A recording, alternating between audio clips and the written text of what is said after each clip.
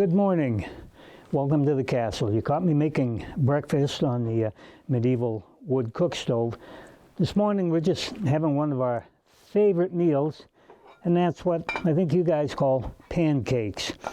We love pancakes, and today we're going to talk about possibly one of man's greatest inventions of all time, and that's maple syrup. Maple syrup. I don't know if I've ever run into anybody that doesn't love maple syrup. And I know a lot of you would like to make some at home. So today what we're going to do is take a look at how we make maple syrup. We're going to look at step one, and that's collecting the sap. And fortunately, many of you are probably familiar with that well-loved film in which Claire transports back to her love Jamie in ancient Scotland. Well, we have a sacred stone circle, so let's head out to the circle and use it to transport us out into the woods and look at how we gather sap to make maple syrup.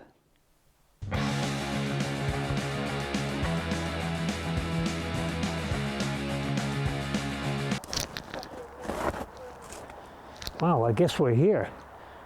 Let me go see where everybody is. So I'm here with my friend Molly Sanborn, who runs the Sanborn Hope Farm, and we're out in the woods today and looking at a subject that I know a lot of you are really interested. So where are we going, Molly? Are we walking down the path here a little bit? We're going to go in a little further. Okay, take a left. So let's walk and talk a minute here. So I'm somebody who's never done any maple sugaring or whatever you call it. Can anybody do this? Anybody can do it. You don't have to have a big line of fancy equipment. It's very affordable. Okay, so it sounds like really all we need is a tree. So one of my first questions, not having done this before, is here we are in the woods, and I'm looking, I'm saying, okay, I got my buckets with me. Can I do this one here? That's a red oak. So okay, no, so we can't. What about this green one over here? That looks nice. Any type of a conifer is out of the question as well. If it's got needles, no. So what are we looking for out in the woods here? Primarily sugar maples. Hard maple tend to have a little more sugar content than a red maple or a silver maple, but they'll all work. So this term sugar maple, is there a particular tree that these 10 aren't, but that one's a sugar maple? Yes. Okay, so what we're going to do, I guess, is look at how do we know what tree to tap. So why don't you lead us over to where we got some trees, and then we'll see what the heck we do. All right.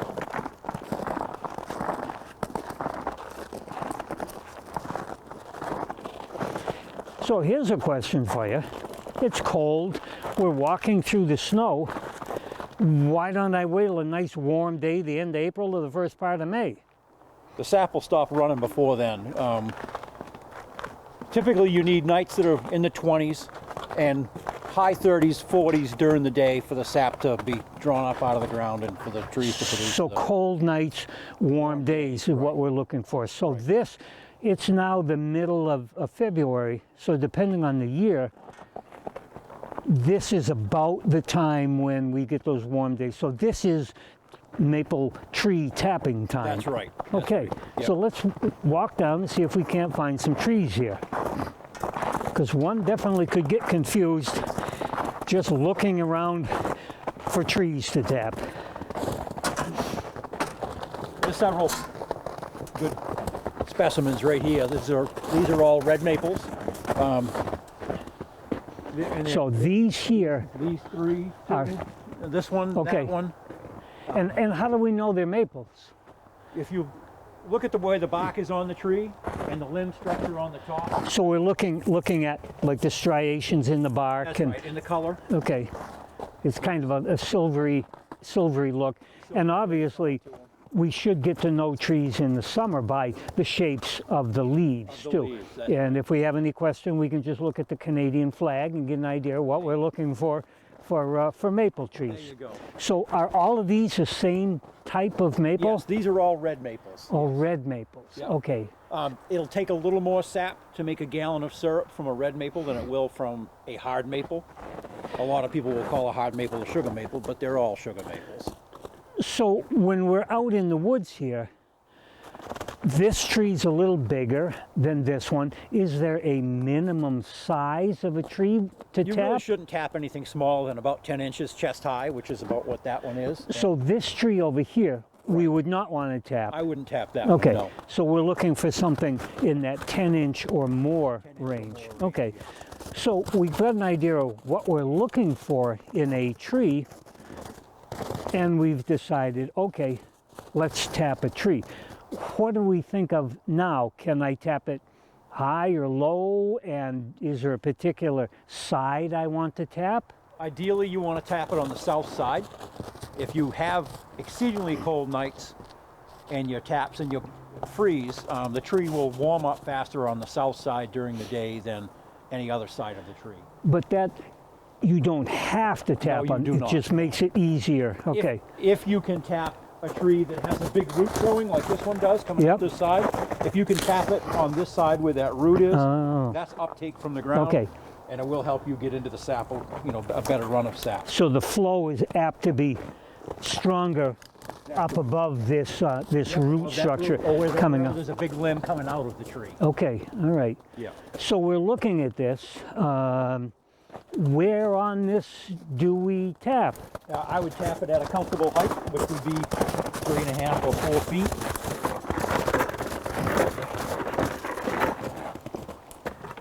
So I notice we have some different types of buckets. Do we have to have the gold-plated platinum bucket, or we just need anything that'll hold the liquid? You certainly don't need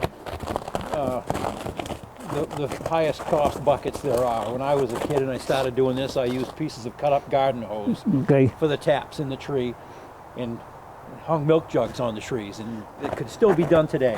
But the products that we're going to show today are relatively inexpensive. So this is a store-bought maple sap specific bucket. Yes. This is an older metal More traditional style. variety, Yep. and this is the. I carry all for right now. But I could use that as a bucket for Yeah, collecting we'll sap. do that before we're done. Okay, so let's look at tapping a tree. Why don't you go ahead and show us? So do I need special equipment? Do I have to go out and get a special drill or a special tool to do it? It looks like what you've got is just a regular electric hand It's drill. a regular cordless drill. Almost everybody has them. If you don't, I'm sure you've got a friend that would have one.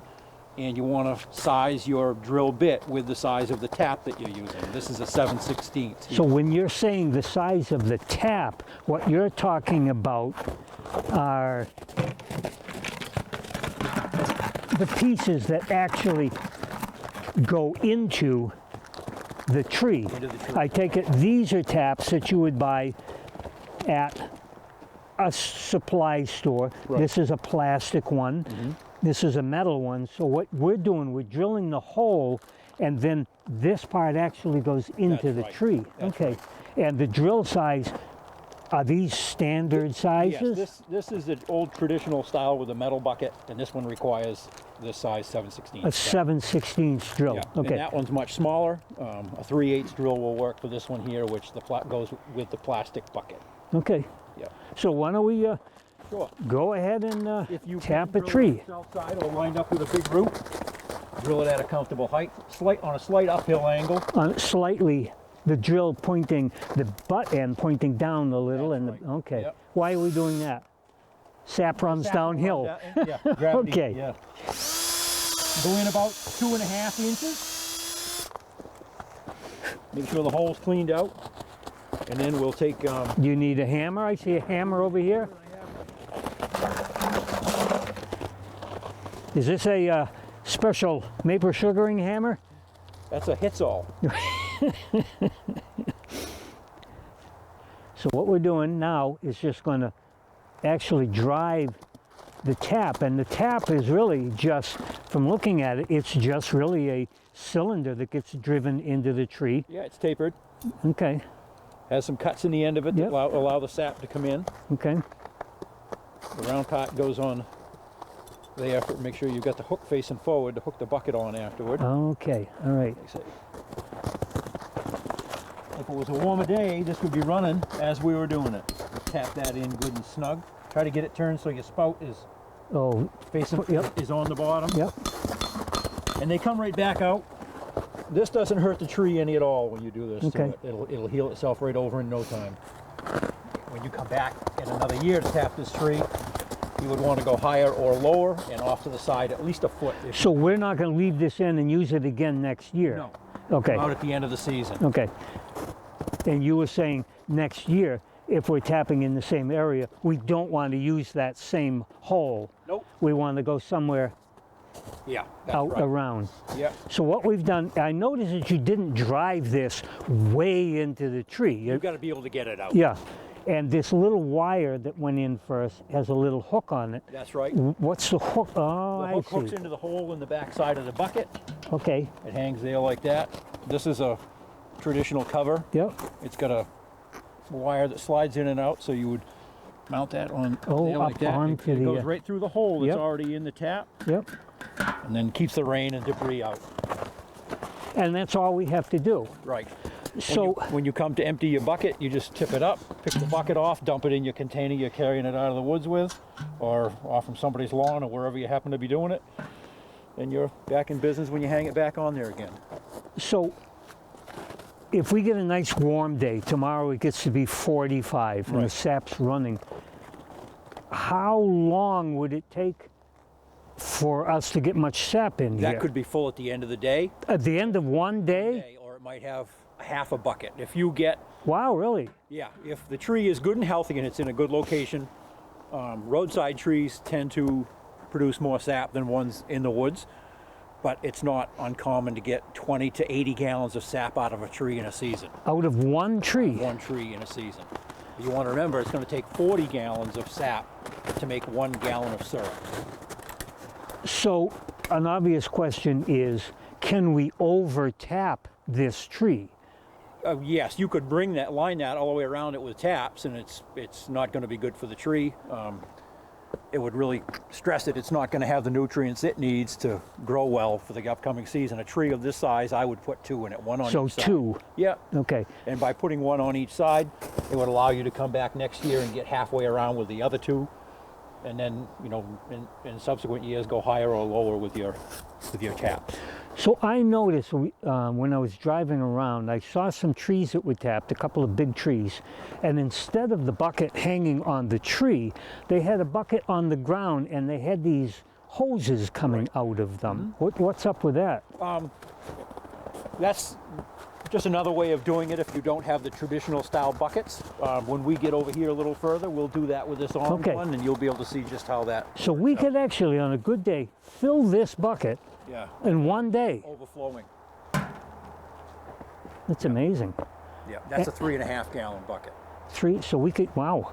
Yeah. So if I had 2 buckets on here, would it be half in each bucket, or you would actually have different size. 2 full buckets? 2 full buckets, yes. So we could get 6, 7, 8, 9, potentially 10 gallons of sap Right. in a day. Right. Can I get that much the next day if it's warm? It'll vary from day to day, especially depending on the weather. If it's cloudy, if it's windy, that'll affect how well the sap runs. So how do we know when it's done? Do we have an indicator that will the sap run all summer? No, the sap will start. It'll really begin to slow down as the season progresses, and the sap will begin to get cloudy. At about that time, the maple trees will start to bud out, and that's the time to quit.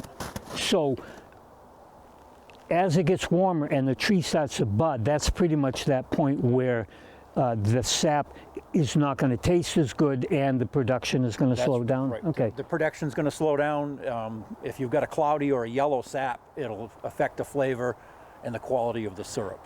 So there's almost a 40-to-1 boil down rate? With red maples, it could run as high as 60-to-1. Wow, the later really? you get into the tapping season, the less sugar there will be in the Okay. sap, and it'll Right. take more and more. 'Cause what we want to do video that we'll do probably in about a month is follow this process of actually boiling down. Right. But if we wait until then to do that, then the season's going to be over. Right. So what we want to do is show people how to tap. So you're going to show us something else over here? Sure. Want me to We'll carry go a little something? further. We'll do a few more.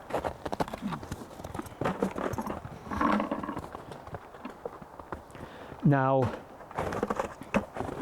I hear people talk of maple syrup, and then they'll ask me, well, can you make, or have you ever had birch sap? I mean, what's up with birch syrup? Yellow or black birches, you can tap both of them. It pretty much in the same, following the same The rules? same procedure, yes. It takes a lot more sap to make a gallon of syrup. Wow, really? In the area Yep. of 80 gallons of sap to make a gallon of birch syrup. Is that the main reason we don't see that for sale?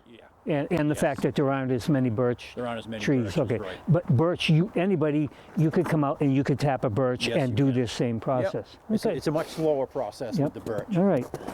The different species of sugar maple. I should have brought my machete. Okay, so this is the tree here. Yes, this is an actual hard maple. Now, can this hard maple be a red or a white, or is it totally different? It's totally different. So, around and can we tell by looking at the tree itself without the leaves on it that it's a hard maple? Yes, you can. Generally, just by the structure of the tree. Okay. It tends to be when they grow out in the open, they tend to grow. This whole area here was fields about 30 Yeah, years ago, okay. and these trees were, on their way then, so they grew shorter and bushier. Okay, Hence the term. A lot of times people call it a sugar bush, where a lot of the maple tapping is. so I see a lot of branches coming out. That's what you're right. talking about here. Yep, that's right. So when we look at this tree, we're going to be doing exactly the same thing as we did with the others, with the same height, Yep. the same spot. What have you got in the bag there? A different style of tap. So that's what the things that we drive into the tree are Tap, called, we drive are into the tree. taps. Okay, Here again, we're on the south side of the tree. and we're angling the Yeah, The and I'm drill going to bit- try to go with this limb Okay, here, get it all right. towards the south side. Yep. Angling the drill. About 2.5 inches in. Yep. If it was a warm day, that would start running right off. Huh.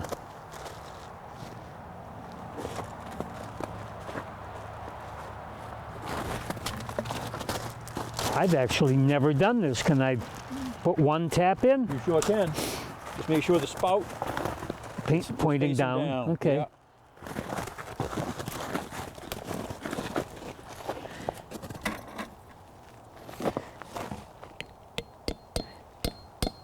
So That's good. that's good. Is it good or is it real good? Boy, that is a hard wood. Is it hard because the wood's hard, or is Wood's it very, very frozen hard. too? Yeah. Very hard. I forgot to bring the cover for this, so I'll put a cover on it in the morning. And yeah, we're going to use the same drill. We had the cover. We put it on. So we're going to go right through here with the. So you're just drilling a hole to hang the bucket. Nope. It's going to Oh, sit on the ground. okay. We're going to do the. Hose for the tubing. Yep. Okay. Tubing shoves on there after you drill your hole. Yep. Tap with the tap in. That's just a tubing cutter. Just a tubing cutter. Yeah, make sure it's long enough to go inside your bucket. Okay. If you drill a hole in the bucket, like in the cover, like a lot of folks do, Yep. then water gets in there when it falls on the cover. Okay. And this All will right. help keep it a little cleaner when the cover is put on. So I would guess that we could put another tap in and just have all of them running into the same Yes, bucket. I've had as many as 3 going into one bucket. Okay. But if you're going to do 3 in one bucket and it's on a good producing tree, you're going to want to be checking it. Wow, really? Because it'll overflow the pail. So I noticed, I was driving by a place today, I saw trees that were tapped and they all had these lines coming from them, and the line was disappearing somewhere. What's up with that? You can, if you've got trees that are in a straight run, like right here, we have several hard maples Yep. all in line. You could start way up there, tap each one with a different type of tap, and run one line down to a central collection bucket. So there would just be instead of going into a bucket, you would have like a T, Yes. and you could string them all together, and that line would just go downhill into one big collector. Yes, you'd have to make sure you started high enough on the Yep. far end so that it was gravity to each tap. Yeah. But that's usually for a bigger commercial operation. Yes, yeah. For a home, though it looks like this would actually save you equipment in terms of buckets if would. you're buying. Yeah. So do you set most of your trees up this way? Metal buckets and like this with a food grade bucket rather than the Home Depot bucket. And clean the cement out first and the, yeah, okay. Yeah. So anything else we should be thinking about as beginning maple syrup producers here? If you're somebody new that's thinking about giving it a try, don't be afraid. Go Yeah. ahead and you, like I said, you don't have to have expensive equipment.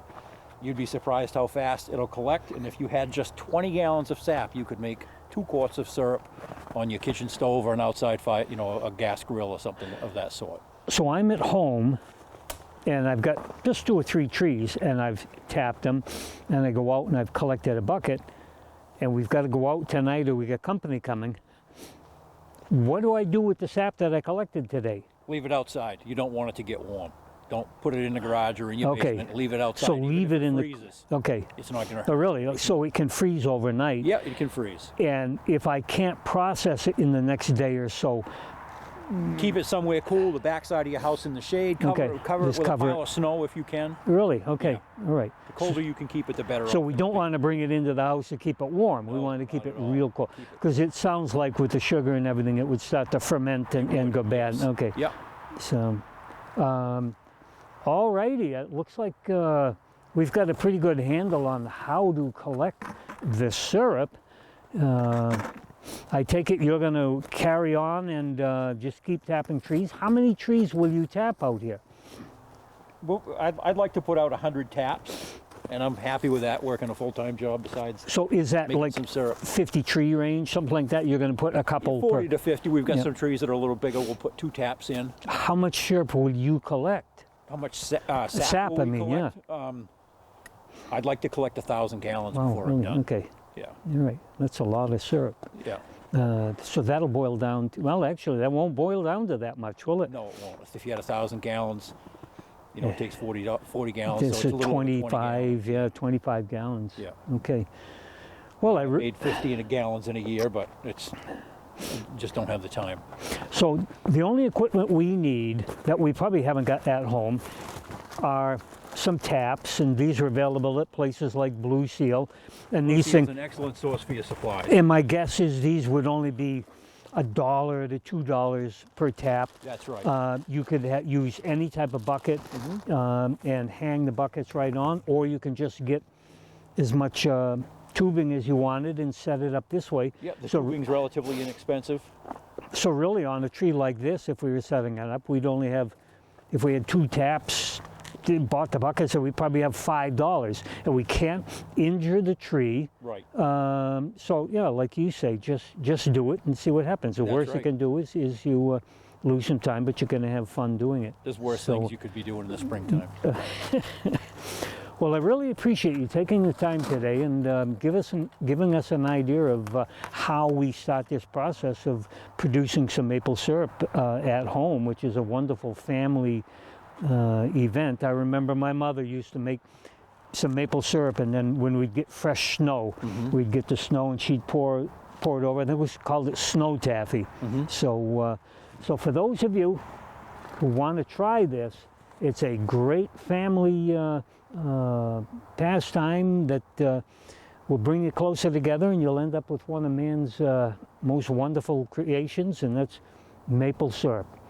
So, as always, remember to be good to each other, and you need to know what your plants need to grow.